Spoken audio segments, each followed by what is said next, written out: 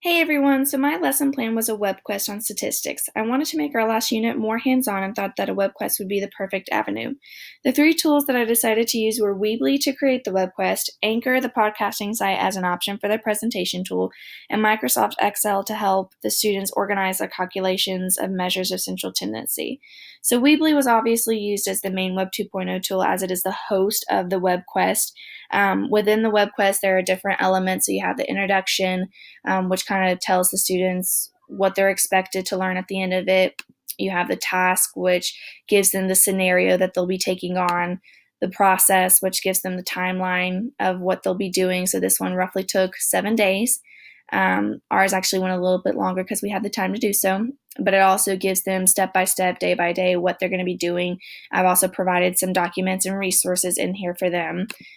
I gave them the rubric ahead of time to tell them exactly what's expected of them when they're going through the web quest. And on the conclusion page, there's a step for them to reflect on their experience. The teacher page tells you the standards that are being addressed, the implementation process, and different differentiation strategies that were used or could be used. Now, Excel was used as the Web 2.0 tool to assist the students in their calculations of measures of central tendency.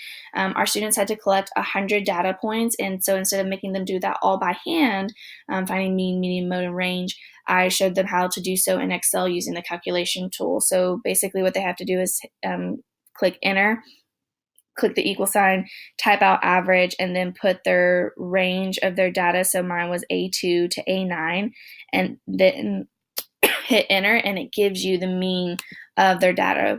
And the students were blown away by this, knowing that they didn't have to do mean, median, mode, and range by hand for 100 data points. I then used Anchor as a presentation tool option for the students. So we just had all the students log into Anchor. We created a login for them. And then they would just need to hit the new episode button, record, and then new recording, and that's how they would create their podcast to demonstrate their learning of the statistics unit.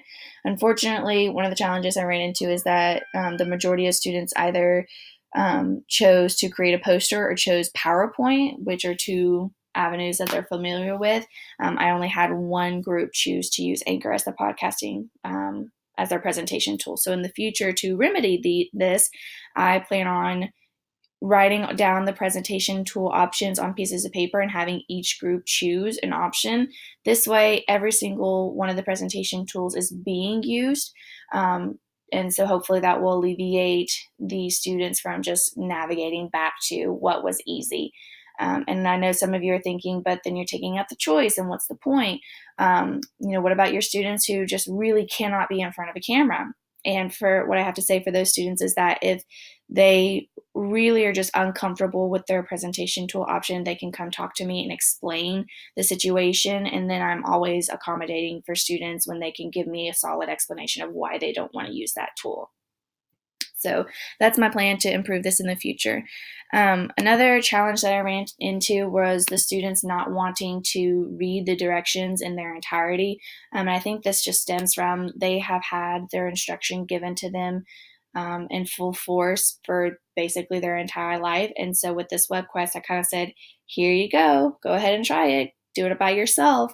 And I think that just kind of freaked them out, and they weren't reading the instructions, which was frustrating, but I kind of got it. So in order to remedy this in the future, to make this better, what I plan on doing is, in the process section, reading the instructions with them so that I'm making sure that they're actually reading the instructions, but I'm also easing them into the process. So they'll get part of the instruction with me, but still be expected to do the majority of the work on their own.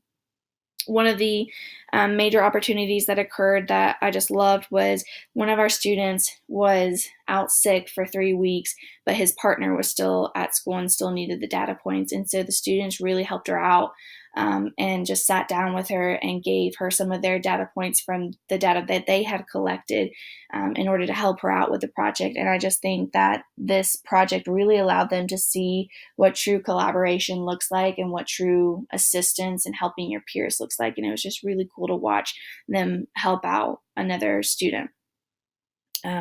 So that was my lesson plan. I hope that the changes that I can make in the future will be helpful for the next students. I haven't had a chance to read the feedback from my students yet because of milestones. We kind of had to put our project on hold. So when I get to read the feedback, I will definitely make adjustments based on their feedback, what they liked, what they didn't like. And I can't wait to see what everybody else's lesson plans look like. Thanks so much. Bye.